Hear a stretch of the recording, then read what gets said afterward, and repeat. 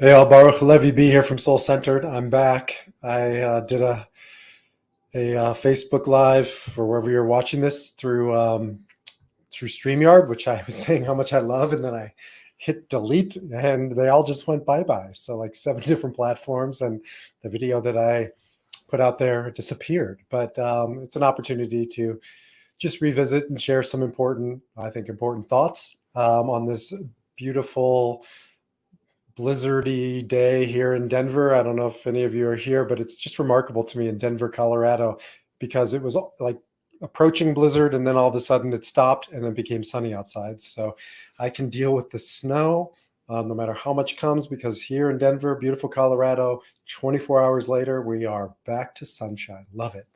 So I want to talk to you about, again, my newest effort project, a book that I'm writing, a podcast I'm now doing called The Defiant Spirit. And I'll be talking a lot about the Defiant Spirit, so you'll get to know it very well if you follow me on the videos or over the Defiant Spirit. You can get it at on any of the podcasting platforms, but go over to mysoulcenter.org and you can listen to it there or find it on iTunes. So the Defiant Spirit is 3 ingredients. It's spirituality around Kabbalah, which is kind of my wheelhouse, and Buddhist mindfulness meditation practice, which I have been engaged in for many years. So spirituality, logotherapy, the work of Dr. Viktor Frankl, author of Man's Search for Meaning and father of meaning-centered psychotherapy, logotherapy. I'm a logotherapist. And the Enneagram. The Enneagram is an ancient psychological personality kind of energetic system. Maybe you've seen pictures of it before. This is the Enneagram. I put that in there. That doesn't normally come with it. But the Enneagram is a very important piece of it. I'm going to be talking a lot about the Enneagram. And the Defiant Spirit is really Dr. Viktor Frankl's thesis that we have a body, the somatic, we have psyche, a mind. Those things can become broken. They can become sick. However, there is a piece of us, the true place of us, the true self that is spirit. That is, he calls it the noetic or nous, but spirit that is transcendent. And when we come to circumstances that are difficult, struggle-filled, darkness, beyond our control, we have to find that defiant power of our spirit to transcend those circumstances. This is our only power. And my work with clients, over and over, we have to come back to this reality that we don't control anything around us. We don't control our circumstances. All we control is our ability to respond to those circumstances. This is the heart of logotherapy, of the work that I do in my own life and guiding other people to take back our power to respond to our circumstances. And it's not easy.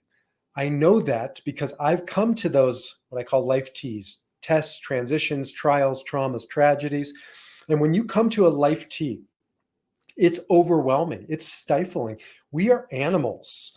A deep part of who we are as human beings is just an animal, no better, no worse than the squirrel that just ran past my front door. And what do we do? What do animals do when they come to a difficult, scary situation? They go into fight or flight or freeze. It's our nature. And so that's a starting point for me in my work with people. And I see over and over again, there is a reluctance in our society to admit our fears. We pretend like we are not afraid over and over again. I have to help remind people that you're not weak for feeling fear. You're natural. That's nature. It's completely natural to be afraid. When somebody tells me they're not afraid of anything, I know we're in this place of avoidance. We are doing what's called the bypass. And I see it a lot with spiritual New Age people. This is a massive problem in our society around spirituality, that we have turned it into what many teachers call spiritual bypass. Great book on it by Robert Masters, Spiritual Bypass. Over and over, especially the people who are the most quote unquote spiritual, want to bypass the fear, want to bypass the darkness, want to tell me, right, that they don't feel it anymore because they've ascended, they've transcended it. Garbage. Ain't no way. This is why the Buddhist masters all talk about suffering and facing our suffering, embracing our suffering, not denying it, not avoiding it. Right? When we come to one of those crossroads, we're going to feel afraid. The starting point is to face the fear, is to admit the fear, and to stop doing avoidance, a void dance, a dance around the void, to stop trying to bypass the fear and admit our nature. And this is where I'm just so passionate, because I do believe in supernatural. I believe it in every way, shape, or form. I believe it in the gifts that my wife and my sister have, the ability to talk to the dead, that there's a way for them to go beyond nature to the supernatural. I believe that we all have this capacity within us to varying degrees, and we can develop it. But I also believe in cartoons. I believe in Superman. I believe in Wonder Woman. I believe in all of these mythical figures. I did a whole podcast on that. I even talked about it in the previous video. I'm not going to go back there. Listen to the podcast on the origins of Superman and Batman and Spider-Man. They came at a particular time for a reason, to remind people of what we are capable of. What's the number one movie in the world right now? I think one of the highest grossing movies of all time, Spider-Man. Again, why won't he go away? Why won't Marvel characters or DC comic characters go away? Because these are primal myths that human beings have carried since the beginning of time to remind us on the screen what we know in our hearts to be true, that we can become supernatural. But let's break that word down. Super, beyond, natural, nature. And that's the starting point, is to realize you don't have to put on a cape or put on blue tights. If you want to, that's totally fine. This is a no judgment zone. I don't care.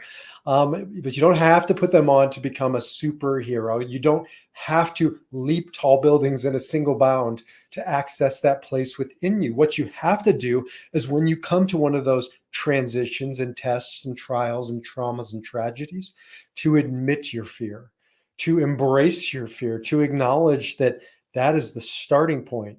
And then, whoever said it, to feel the fear and do it anyways. That's the definition of greatness. Not people who are unafraid, but people who feel the fear, embrace the fear, and move through that crossroads anyways. That's why I'm so enamored by men and women like Viktor Frankl and others in the Holocaust, who faced the ultimate horrors, ultimate fears, Anne Frank, and continues to embrace that fear and transcend it, to go beyond it. Viktor Frankl over and over again talks about the darkness that descended upon his world and his life and everybody around him. And yet the way he describes his journey in Man's Search for Meaning, if you haven't read it, it is a must read, not according to me, according to the Library of Congress, top 10 most important book of the previous century. But his journey, his description in the first half of that book is all about how he had fear, struggled with his fear, sometimes succumbed to his fear, but ultimately found ways to transcend it, to become supernatural, to feel the fear and do it anyways. In his book, he gives examples. One of the examples he gives is men and women who, they were perennially starved. It was one of the things he said that made him most furious about the Holocaust, was that he and others, all they could do was think about food, because they didn't have it. And they were, again, literally starving to death. And yet he talks about the men and the women who he witnessed, who would walk through the huts, giving away their last pieces of bread to help somebody else, right? What would your nature be in that situation? My nature is far more selfish than that in better situations. I can only imagine being able to overcome my nature in a situation that dire, holding on to a little bit of food I have left, being able to defy my fear that I'm going to starve to death, defy my nature, to hold on, to hoard, to tighten my fists, and to be able to open my hand and let go, to give to another. That is heroic. It is supernatural. These are examples of men and women facing real darkness, transcending themselves, their nature, feeling the fear and doing it anyways. And that's the work of our life, is to learn how to live supernatural. And it's just very simple. There's a great Kabbalistic teaching that says the following. If you remember nothing, remember this. All babies are born into this world with fists clenched tight. I use this with clients all the time, right? Clench your fist. It's a hard way to live. We're showing the hard part of our bodies because we're in fight. We're in flight from the moment we come in here. It's self-preservation. And we have to work incredibly hard to overcome the fist, the clenched fist. And yet the mystics teach all corpses leave this world with palms open, right? No matter who you are and how you die, we all leave this world letting go, moving through that fear and just embracing the return to the one. The key, according to the mystics, is to learn how to let go proactively on our own before we die, before life forces us to let go, before life forces us to confront and work through our fears. That's the work that we are all here to do. We are here to defy our nature, which is fearful, to confront our ways that we fight, confront the ways that we take flight or freeze, which is why I'm going to be talking a lot about the Enneagram. It helps us see the ways that I particularly take flight or come out as an Enneagram 8. I'm an Enneagram 8 and fight. I have to learn how to defy my nature. And that's where I'm going to get to in the next conversation, why I'm working with people so intensely on using the Enneagram, but defying the Enneagram. You are not an Enneagram 1 or an 8 or a 9. You are all of them.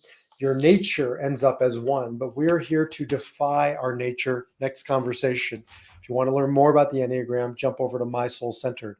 And you can read more about the Enneagram. But until next time, remember to unclench your fists, deal with your fear, transcend it to become beyond your nature, supernatural. That is the defiant power of the human spirit that is within you.